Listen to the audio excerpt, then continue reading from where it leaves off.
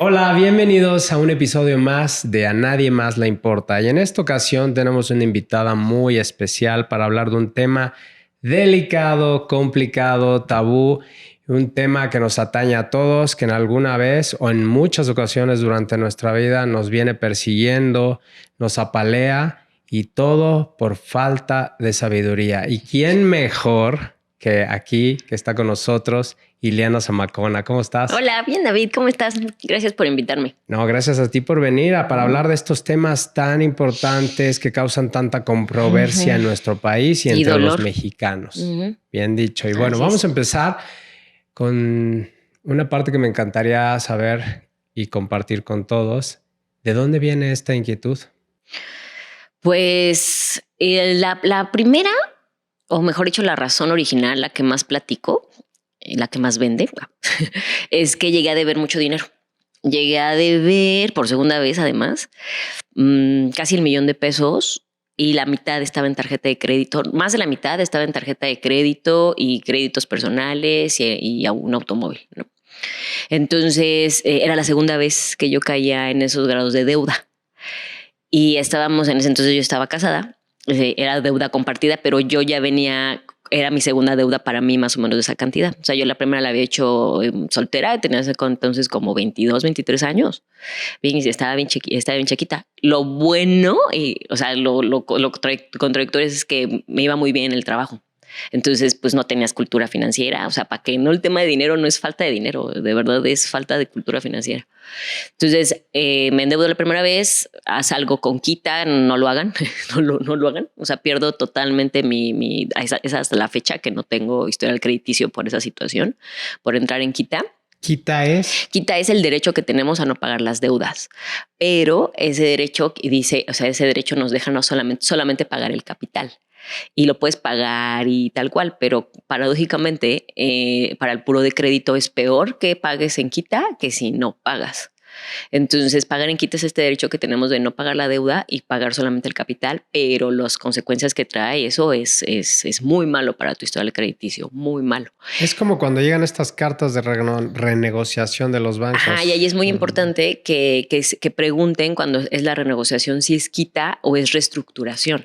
Okay. Sí, o sea, porque si es reestructuración y te van a reestructurar los intereses moratorios, los intereses y demás, porque tenemos que ser conscientes que pues pediste ese dinero y tú firmaste algo donde eso te iban a cobrar, o sea, nadie te engañó. Entonces, por eso es como de este punto de otro lado del sistema que dice, ok, tú sabías a lo que ibas y estás utilizando este derecho, pues entonces te quitamos el historial crediticio, ¿no? Por así decirlo, ¿no?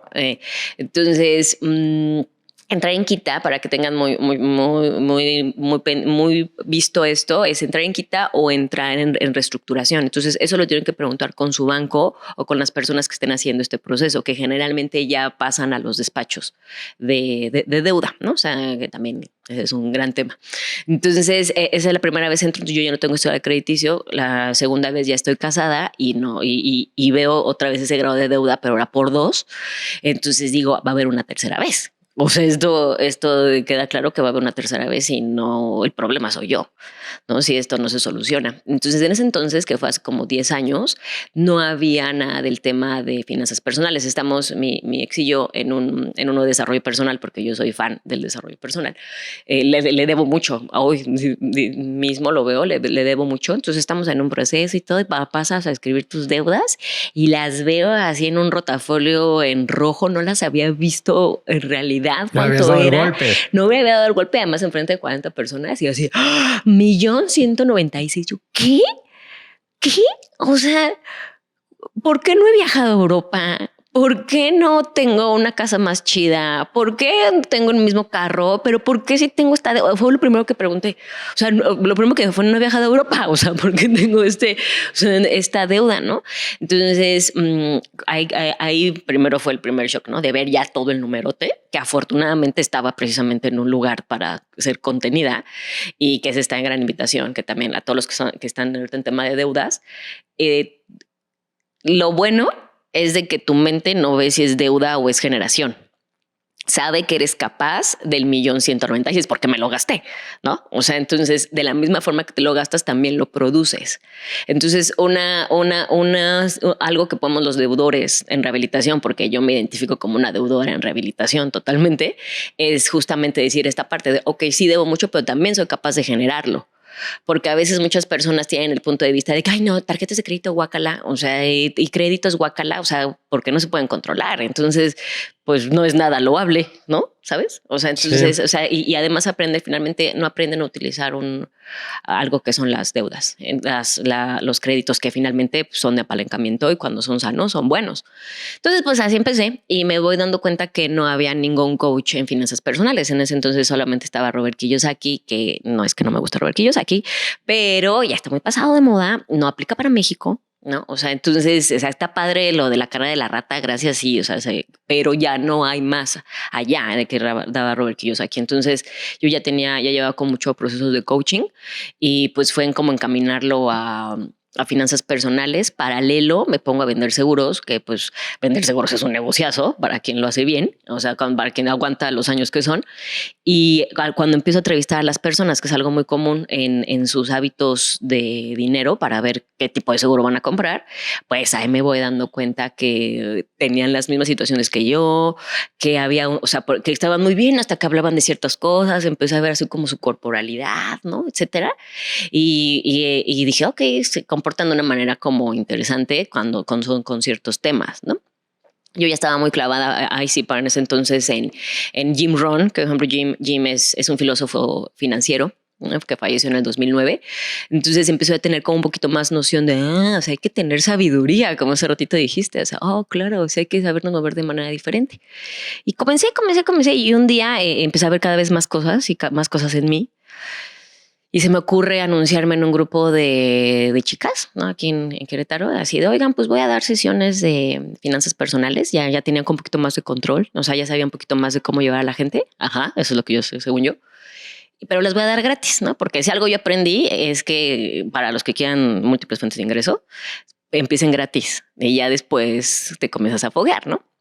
Y así empecé y di como 50 sesiones gratis. Hoy he dado más de 400 entrenamientos personales. En ese entonces eran mis primeros 40, ¿no? Y entonces ahí se me empiezan a soltar a chillar, me empiezan a contar historias así de ¿qué? Y yo qué bueno que no cobré. O sea, porque sí, porque realmente eran historias de ¿qué? Infidelidad financiera, al todo lo que daba, respuestas que dejaban maravillada, así de, oye, te estás gastando 7,000 pesos al mes en regalos de fiestas infantiles de amigos de tus hijos y no tienes gastos médicos mayores y estás teniendo una super deuda arrastrando que estás pagando lo mismo de intereses, pero ¿por qué sigues dando regalos a niños que no conoces, que son los amigos de tu hijo? Y bueno, haz de cuenta que le dije prostituta, ¿no? O sea, una ofensa así de, ¿cómo crees, Liliana, que voy a llegar sin regalos? Dije, wow. Entonces empecé a ver, no somos tan originales como pensamos que somos, y empecé a ver los mismos patrones. Esta, por ejemplo, justo la recuerdo perfecto esa situación porque fue lo que después se volvería en la herida financiera de pertenencia y aceptación. O sea, con tal de pertenecer y ser aceptada y que no vean que me va mal de dinero, prefiero no tener un retiro digno, prefiero pagar muchísimos intereses. Y todo esto con escuchar nada más. Con escuchar, o sea, fue empezar a verlas. Ok. Entonces las escuchaba, les daba propuestas de solución, que es lo que yo le digo, después se volvió la sanación de las heridas financieras. Les daba yo una respuesta y funcionaba, ¿no? O sea, pasa que las haces conscientes y ya estás consciente, ¿no? Lo peligroso es cuando las haces conscientes y aún así decides que ellas sigan guiando tus comportamientos. Entonces, a vista de error. Va un poco ligado, por lo que escucho, estos patrones de gasto, ¿no? De consumo a cualquier patrón de adicto, de una adicción. No precisamente. ¿Casi? No precisamente. No puedes controlarlo. Sí, lo que pasa es que porque no sabes que lo tienes. Es que es como si te hubieran configurado con un software. No nada más tenemos las heridas financieras, que yo le llamo, pues soy latina, soy mexicana y pues obviamente como le iba a poner unos patrones de comportamiento, heridas financieras, ¿no? O sea, para que fueran más impactantes. Está de moda el término, pero sí es así. Acababa de yo leer, mi psicóloga o psiquiatra, mi psicóloga me acaba de dejar de leer las 5 heridas que te impiden ser tú mismo. Buenísimo ese muy libro. buen libro. Ajá, entonces se me hizo muy buen mapa y dije, claro, o sea, también tenemos estas heridas. Y entonces comencé a ver que eran recurrentes. En eso yo entro a Platzi y tengo ahorita ya 20,000 alumnos y las pruebo una y otra vez. Las pruebo, las voy probando. Entonces la gente voy viendo que las va aceptando, que las va identificando y que me dicen, cuando voy al súper, Liliana, me acuerdo de ti y que tengo la herida de no sé qué y ya no y ya la hago consciente, ¿no? Entonces nacemos con, o sea, son nuestros drivers. Haz de cuenta que son nuestros programas. Entonces no sabes lo que no sabes. Entonces no sabes que estás herido financieramente, no sabes que te educaron diciéndote cómo te ven, te tratan. Entonces, pues por eso hoy tienes un área de pertenencia, de aceptación. No sabes hasta que dices, Y hay que poner el nombre a las cosas justo porque si no, no los puedes identificar y trabajar en eso. Yo diría, o sea, yo diría, a mí me funcionó ponerles nombre porque nuevamente, o sea, fui sistematizando el proceso, ¿no? Entonces también fue una herramienta para mí identificar las heridas financieras y que después salieron muchísimas más herramientas porque somos un cúmulo de cosas que nos rigen en nuestra manera de cómo manejamos nuestro dinero. Y además también en el tema de manejar el dinero es un espectro, no nada más es la generación, es cómo lo gasto, cómo lo disfruto, si no lo disfruto, cómo lo genero, cómo lo otorgo, cómo me tengo responsabilidad sobre él, cómo educo sobre el dinero. O sea, no nada más es la gastada, sino todo lo que conlleva gastar, ahorrar, acumular, heredar. Todo eso son aspectos que yo les llamo este espectro monetario. El impacto emocional que tiene a diario. Exacto, porque no precisamente puedes tener una herida, pero estar muy bien financieramente. Entonces, tu herida puede ser el motor de que estés bien financieramente, pero ¿a costa de qué? O sea, por ejemplo, una herida de supervivencia, que son esas personas que crecieron o vieron cómo sus papás de verdad estaban sobreviviendo, ¿no? O sea, hoy justamente en la mañana que estaba escribiendo sobre el libro, recordaba, yo siempre pongo ejemplo a mi abuelo, que pues, gran hombre, como muchísimas personas de México que no tenían a lo mejor los estudios para tener una licenciatura, etcétera, porque pues, en ese entonces era más difícil. Por lo tanto, su trabajo era su cuerpo. Sí, o sea, mi abuelita lavaba ropa a veces, etcétera, ¿no? O sea, literal se la partía. Literal. Entonces creces con eso, con esa rutina de hacer ejercicio, esa estructura de hacer ejercicio, esa rutina financiera, por ejemplo, de cómo la ves, ¿no? Además es un código de amor, porque por amor hicieron eso. Entonces empieza todo, o sea, tú viste cómo tu papá se partía el lomo por amor a ti. Entonces es un código de amor y monetario. Sí, entonces, si tú ahora estás en un trabajo bien tranquilo, que yo le voy, por ejemplo, a mis alumnos de tecnología, ¿no? O sea, tranquilo, porque están frente a una computadora 8 horas, pues eso sí, de wow, no, espera. ¿Y la adversidad dónde está? Y el calor y el dolor y los 8 trabajos al día, o sea, no, espérate. Entonces, como no computa, ¿no? O sea, como no hace sentido, o te buscas sabotear o es cuando buscas, por ejemplo, puntualmente con esa herida, buscan clientes que son una patada, ¿no? Que son jodones, buscan trabajos que tiene que doler, que tiene que sufrir, porque si la pasan bien, si tienen armonía, esto no es una forma como yo sé generar dinero, ¿no? Por ejemplo, entonces puedes estar bien de dinero, pero puedes estar en un estado de supervivencia constante. Y pues bueno, justamente cuando pasa esto, es cuando digo, ya hasta aquí, ¿no? O sea, hasta aquí. Mi casa no tiene, o sea, bueno, en ese entonces, ahorita ya tienes construidas sus bardas, pero en ese entonces no tenía construidas las bardas, entonces podías entrar a la puerta principal fácil, ¿no? Pasabas el patio. Y pues un buen deudor se esconde de sus deudores, ¿no? Se esconde de sus acreedores. Entonces, pues estaban toque en la puerta y yo no abría. No abría y estoy pegada así en la pared porque estoy escuchando cómo están pegando otra vez el que me van a quitar la casa. No es que ya no saben qué iban a quitar en ese entonces, pero ya sabes, o sea, si les ha pasado deudores, te ponen bien dignamente en la puerta de tu casa. Los avisos, ¿no? Entonces estoy escuchando cómo están poniendo el aviso mientras dicen, las leyes antes para este tipo de entidades que cobraban no había y ahorita sí ya están más reguladas. Entonces en ese entonces eran más violentos. Tocando la puerta y diciendo que yo no tenía dignidad y no tenía ética y que me iban a quitar el carro. Creo que algo me iban a quitar. Y me iban a quitar el carro. Pero yo estaba sola en ese momento en la casa. No estaba mi esposo, mi ex esposo. Entonces, pues me pegó hacia la pared, escuchando cómo están violentándome para pagar la deuda que yo había adquirido, ¿no? Por supuesto, y los gritos, ¿no? O sea, es que usted no ha pagado y todo. Y yo estaba pegada en la pared y dije, nunca más. nunca más me voy a volver a sentir en este nivel de vulnerabilidad. O sea, nunca más voy a dejar que un imbécil venga a gritarme a la puerta de mi casa que yo no tengo moral solamente porque no sabía manejar el dinero. Ya basta, o sea, tienes que aprender lo que tienes que aprender. ¿Por qué es un tema tan complicado para los mexicanos? Ayer estuve checando algunas cifras. Más del 60% en el país tiene algún tipo de deuda. Los hombres se endeudan como un 15% más que las mujeres. Y aprox las deudas comienzan desde los 130,000 pesos hasta como tu caso. Pero ¿por qué es tan difícil en México? Te hablo desde chavo. Yo crecí viendo eso, escuchando eso. ¿Por qué es tan difícil hablar de dinero en México?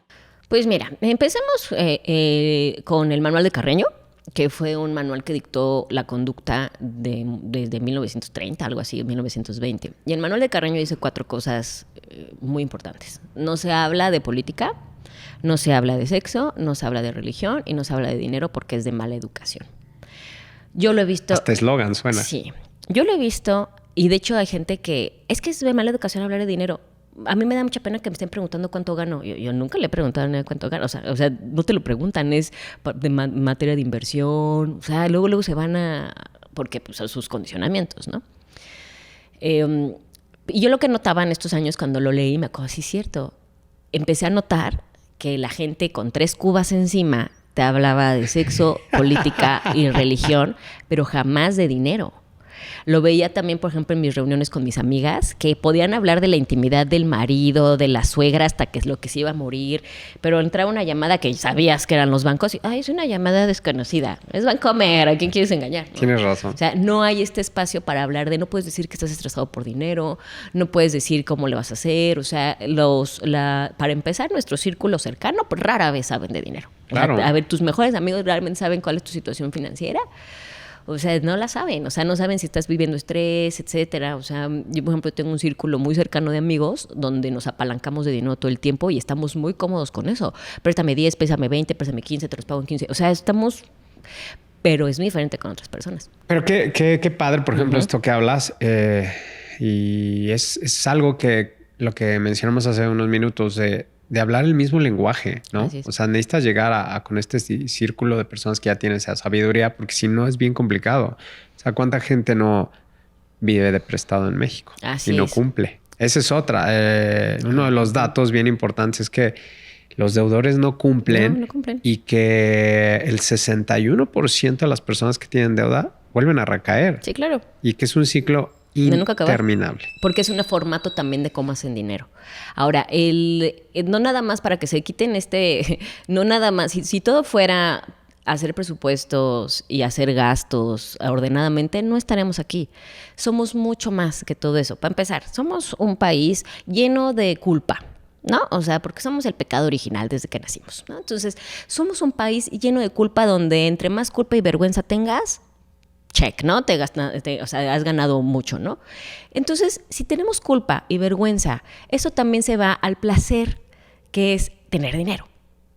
Sí, o sea, entonces voy en esta dicotomía de quiero la pantalla, pero está mal porque no voy a entrar al reino de los cielos porque generar más, ¿no? Tenemos un punto de vista donde si buscamos prosperidad financiera es avaricia, o sea, ya no la noto tanto. Por ejemplo, todavía me toca limpiar, ¿no?, a gente de nuestra generación, 40, 50 con ese tema, pero olvídalo de 60, 70 o que están demasiado o tienen demasiado acceso a ciertas religiones. Sobre todo las religiones que son limitantes o que fomentan la carencia financiera. Sí, o sea, entonces, si no tiene este concepto, o sea, a mí me tocó muchas personas que era tratar el tema del mindset, el tema de la visualización, que no es un tema hippie, o sea, es un tema de a ver, ¿a dónde quieres ir? O sea, no vas construyendo una casa y la vas construyendo ladrillo a ladrillo, o sea, te imaginas cómo la quieres, ¿no? Y era así de no, eso, o sea, no es lo que dice mi religión, ¿no? Entonces, pues también somos una región, porque yo trato a toda Latinoamérica, o sea, somos una región que vivimos a través de la culpa. Entonces, eso que pasa en el espectro monetario, no te permites placer por generar dinero, no te permites, es decir, disfrutar tu trabajo, Tiene que doler, tiene que ser difícil, tortuoso. Esta parte también de que ese sí es muy mexicano, que nos encanta perpetuar irresponsabilidades financieras, ¿no? O sea, llega tu hermana con el cuarto hijo y tú ya estás viendo cómo le vas a pagar la escuela, pagas las deudas de tu tío otra vez. Entonces, que tenemos mucho, lamentablemente, a confundir amor con perpetuar irresponsabilidades, y pues por eso también tenemos personas de 45 años viviendo en la casa de los papás, tenemos este concepto mágico de que sí somos muy independientes, pero tus papás le pagan la escuela a tus hijos. Sí, pero no, o sea, entonces estas dicotomías también hacen que tengamos un interesante nudo emocional en nuestras finanzas, donde además estamos al lado de Estados Unidos, donde son consumistas hasta que se les acabe el mundo, ¿no? Entonces, la verdad es que estamos en una parte geográfica, social, en una parte donde además es muy importante de todo el mundo, o sea, eso de todo el mundo. Los deudores antes, a siglos, los mataban, los decapitaban, o sea, los ponían. Entonces, la deuda causa un tema así de... Y a eso le sumas un sistema económico que esté apalancado en deuda y no en productividad como el que nosotros tenemos. Es decir, la misma forma que usted se comporta con sus finanzas, también se comportan los gobiernos y las empresas, igualito. Sí, o sea, es como ingenuo pensar que yo me comporto mal con mis finanzas, pero mi gobierno sí sabe muy bien llevar. No, tampoco las empresas. Y no es tan mala deuda. O sea, porque finalmente, eso es lo que yo le digo mucho a mis alumnos cuando yo les platico del sistema económico apalancado en deuda. No es tan mala deuda. Lo que está mal es que sea tanto apalancamiento. O sea, que lo usemos tanto incluso para que defina nuestro estilo de vida las deudas. O sea, ya mucha gente que llega conmigo, su estilo de vida está a meses sin intereses. O sea, si no existían los meses sin intereses, no tendrían ese estilo de vida que tienen. O sea, viven apalancados de la deuda, un estilo de vida que no son. Entonces, ¿quién crees que paga eso? O sea, porque eso trae interés. Están adentro del negocio del dinero y no se están dando cuenta. No están moviendo el dinero, están pagando por dinero. Sí. Entonces, ¿a quién le quitan ese dinero? A ellos mismos. Entonces, después tienes gente que no puede tomar un año sabático porque no les sobra el porcentaje para ahorrar para el año sabático. Se quieren cambiar de trabajo y no pueden porque se pusieron la pantalla, las vacaciones, la boda del amigo en Cancún. Se van poniendo cadenas a meses sin intereses. Más los gastos corrientes, ¿no? Y si le sumas que vas al ser el súper a cadenas, 3 cadenas. Sí, claro, porque a mí me encanta el súper rojo, porque qué vergüenza y qué oso y qué flojera ir a la central de abastos. Pero pues ahí tienes tus 6,000 pesotes de diferencia que estás pagando por comodidad o por flojera. Cuando empiecen a ganar más sueldo, no se lo gasten. Eso ahórrenlo ya. Eso inviértanlo ya, empiecen a comprar cosas, y no le hice caso. Entonces empiezas a subir tu estilo de vida, y aquí entra mucho, David, el sistema económico que se viene apalancado en deuda. Tiene que funcionar el sistema. Entonces, para que el sistema funcione, necesitas estar endeudado, necesitas seguir comprando, necesitas seguir deseando. Estímulos. Necesitas seguir deseando. Entonces, si tú traes una herida financiera, si tú traes una situación donde te sientes menos, o incluso, por ejemplo, yo me acabo de dar cuenta este fin de semana que a mí cuando estoy feliz me dan ganas de gastar. Es normal, eso está metido en el ADN. Apenas yo lo acabo de notar y dije, órale, va. ¿No? Entonces, qué interesante. Entonces, identificar por qué me comporto así, porque Big Data, o sea, ciencia de datos, todas las cookies que usted deja cada vez que se mete en Amazon, ahí saben perfectamente, es viernes en la noche, está pidiendo, o sea, está buscando en Amazon, y paralelo estamos viendo en Prime que está viendo Eat, Pray, Love. Oferta. Bridget Jones, ¿no? O sea, oferta, pero curiosamente hemos visto que trae ganas de su skincare desde hace rato, está deprimida, se siente sola, se siente fea, o sea, retácala de skincare para que, o sea, eso lo saben ya. Entonces, si tú no sabes cuáles son tus drivers, si tú no sabes cuáles son tus heridas, si andas literal así le voy por la vereda tropical, ¿no? Lo que yo siempre digo, ¿no? O sea, que van como la vida como si fuera una rifa, ¿no? A ver qué les toca. Las deudas de honor son las deudas de, le pedí prestada a mi mamá, pero pues no me lo pide. Entonces, pues no, esas las deudas que se tienen que pagar primero que todas, porque nosotros estamos desde nuestra trinchera, decidiendo y eligiendo por el dinero de otra persona que nos los está dando desde un espacio de amor y de seguridad y de... Tú sabes, a lo mejor esa persona con el dinero se lo quiere pasar por la frente, es su problema, es su dinero. Entonces tendemos mucho esta parte de, ese me lo prestó mi mamá, pero ni lo ocupa. ¿A ti qué te importa? O sea, tú te comprometiste con alguna persona que te quiere, una persona que está dejando de utilizar ese dinero por ti. Sí, entonces primero deudas de honor y también ponerlas también en la visibilidad. Esas, porque inconscientemente esas son las que pesan más. Te van persiguiendo, ¿no? Te van persiguiendo porque es tu mamá que está dejando de irse de viaje por tu chistecito, es tu hermana que no le puede pagar la escuela a tus sobrinos por tu chistecito, ¿sí? Entonces sí empieza a pegar la deuda, sin embargo son las que menos pagamos. Entonces todas, incluyendo deudas de honor y deudas reales, todas, hacer la lista así de cuánto es. Paralelo, es importantísimo que comiencen a apuntar sus gastos todos los días. Yo les recomiendo que no bajen apps, no pierdan el tiempo, porque tu mente te va a... ¿Cuál es el rubro? Y ya perdiste el tiempo y 3 días después ya no apuntaste nada. Entonces, super hack, libretita así de 3 pesos y todas las noches, sí. Bueno, pero esa no es de 3 pesos, pero una libretita así de esas de verdad de 10 pesitos nada más, y en las noches tenerla al lado de su buró. No debe de salir del cuarto, no la pueden echar en la bolsa, la van a perder. Entonces, ahí apuntar todos los días lo que gastan, así el Oxxo, todo, la ayuda del servicio, todo, incluso los pagos que te entran con la tarjeta, para que veas dónde está el error. O sea, es fundamental que apunten sus gastos para que ver dónde está la falla. En los gastos es donde está la falla. Okay. En una de esas, uno de los gastos que estábamos haciendo alguna vez con una chica, se dio cuenta que a su hermana de 16 años le pasaba una renta de 4,000 pesos al mes, 2,000 pesos al mes. ¿Me prestas 50 pesos? ¿Me prestas 100 pesos? Me prestas 2,000 pesos al mes, que es un plan de retiro. Entonces, primero los gastos. Y ya después que tenemos ahí, visualizar qué tipo de deuda es la que tengo. Si es una deuda donde voy al día y todavía me sobra dinero, ver nuestro ratio de endeudamiento, ¿no? O sea, es decir, o sea, por ejemplo, si cubre un 30% de tus deudas, de tu ingreso, las deudas, estamos bien. Pero si ya cubre más del 50%, es decir, de todo tu sueldo, más del 50% se va para pagar deudas, estás muy en peligro. Estás radicalmente en peligro. Y es más peligroso cuando son empleados. Porque yo no sé, también al mexicano, ¿qué le pasa? Que cree que el trabajo es eterno. Sí, o sea, que cree que, o sea, lo tienen como si fuera, nunca lo vamos a perder. Claro. ¿No? O sea, permanencia voluntaria.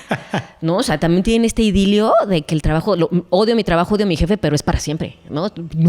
Entonces, ahí es cuando entramos en grandes problemas. Entonces, supera el 50%, tenemos un problema. Tienes que generar ingresos extras. O sea, ya tienes que. O sea, si te tienes que ir de Uber en las noches, vas. Si tienes que ser mesero el fin de semana, vas. Como dice una de mis mentoras, las deudas, la pena no paga las deudas. Entonces, ya te empieza a superar 40, 50%, ya tienes que un ingreso extra porque estás en un peligro.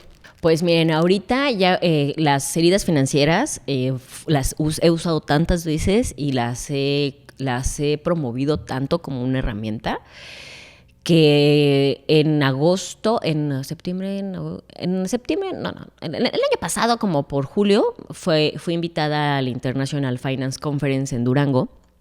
Esta International Finance Conference se hace cada año en diferentes partes del mundo. Okay. Sí, entonces son catedráticos e investigadores de economía y de economía conductual y demás. De hecho, fui al centro en Durango, aunque no lo sepan, está un centro de estudios de economía conductual. O sea, y me invitan precisamente... En Durango, además. En Durango.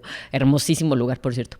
Me invitan precisamente porque les llama mucho la atención las heridas. O sea, porque dicen, nosotros estudiamos mucho, o sea, tenemos muchos estudios de comportamiento, pero no lo tenemos así. Y yo tenía 19,000 alumnos y 400 personas de entrenar y de estar así, a ver, porque donde yo aprendo más es con la gente. O sea, claro. Es tu Big Data. Es mi Big Data, tal cual. ¿No? O sea, por ejemplo, ahorita en este momento estoy entrenando a 21 personas. O sea, de ellos 3 son parejas. Entonces, pues me dan otra vez Big Data súper interesante de cómo están pasando las cosas, ¿no? Entonces voy con las heridas, con las 8 heridas que las he ido perfilando y mejorando y, no es esta herida, se llama, no es de frustración, estas van juntas. Esta herida, aunque puede estar herida, no tiene que ver con no tener dinero. O sea, pueden tener mucho dinero, pero sufrirla, ¿no? Entonces, y me dan la validez con este tema de reconocerla. Pues sí, es una herramienta y de ahí cambia mucho la cosa, porque algo que yo utilizaba, que yo había creado para mí como mi Excel, ¿no?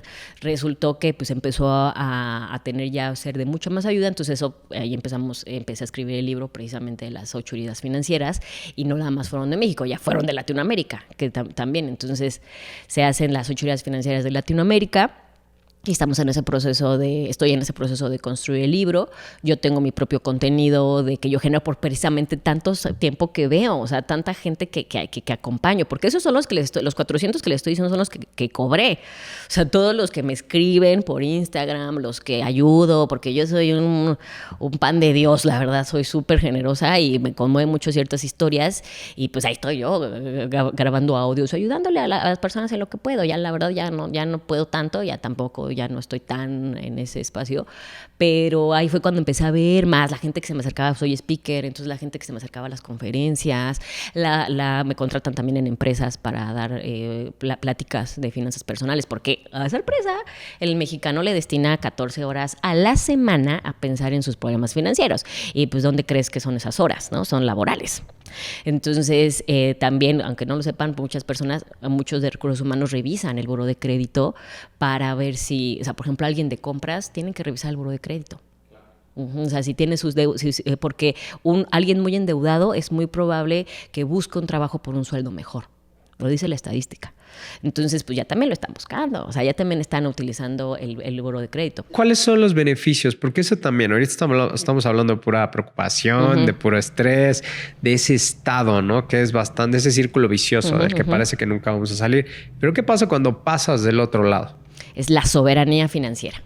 Total, es entrar en esta soberanía. ¿Qué pasa ahí, en ese estado, ese mindset? A mí me gusta mucho más el término soberanía financiera que la libertad financiera. Llegan mucho con, ¿cómo le hago para tener la libertad financiera? Para empezar, quítate la idea de que estás buscando la libertad porque no eres esclavo de nada. Y está también está muy naif, muy ingenuo de que alguien te va a venir a dar las llaves de la libertad financiera. Sí. ¡Clarán! Se va a morir tu abuelita y te va a dejar. O sea, tenemos un número de idealizaciones de que alguien nos va a venir a salvar. Bueno, fantasía durísimo de víctima, ¿no? Exacto. Entonces, primero quítense esa. O sea, primero esa es un estado idílico donde no es que no sea posible la ligereza financiera, no es que no sea posible, sin embargo es idílico pensar que es sostenible, que siempre vas a estar sostenido financieramente. Porque para empezar eso no puede pasar porque los sistemas financieros cambian. O sea, si te cambian a cripto, mañana ya está o sea, a blockchain ya está tu felicidad financiera, ¿no? Entonces yo los invito más a que construyan la soberanía. Un soberano, o sea, es un dueño de un reino. Sí, o sea, y un rey y una reina en su soberanía, en su reino, hace lo que él quiera. Él pone cuáles son sus días festivos, él pone cuál es el método de trabajar, él pone cuál es el sistema económico, él pone sus valores, sus reglas, pero él está construyendo el reino desde la responsabilidad. Sí, o sea, un soberano construye con su responsabilidad, como se llama tu podcast. O sea, aquí es entender que a nadie le importa lo que te está pasando. ¿Más que a ti? Más que a ti. O sea, me podrá doler mucho que no estás ahorrando para tu vejez, pero ¿quién es el que se va a pasar de viejito en la escasez? Tú. Yo no me preocuparé. Pero estoy muy ocupada planeando mi retiro, estoy muy ocupada planeando mi soberanía financiera, porque ya se dieron cuenta que no es cosa fácil, ya se dieron cuenta que no es un proyecto a la ligera. Es cosa fácil, pero no es un proyecto a la ligera. Sí, o sea, se trata de tu vida, se trata de cambiar condicionamientos que para empezar no existían anteriormente. O sea, entonces eso también nos requiere, se trata de seguir evolucionando junto con las inversiones si quieres que tu dinero siga valiendo. Entonces el soberano está en este espacio de decir, yo me voy a parar las veces que sea necesario pararme porque tengo los recursos financieros e internos. Porque el soberano sabe que la vida es vida y el soberano sabe qué hacer con su dinero. Sabe que el dinero es para tiempo. En mi caso, por ejemplo, yo tengo clarísimo que para mí el dinero es tiempo. Y el soberano sabe qué le pide a la vida. Y desde ahí construye su forma de generar ingresos. Por eso es tan importante que si alguien joven, por eso mis chiquitos, mis alumnos que toman Enchula tus finanzas conmigo, que es el semestre 0 de las finanzas, o sea, toda la parte interna, llegan de volada porque no traen condicionamientos o construyen condicionamientos y narrativas contributivas.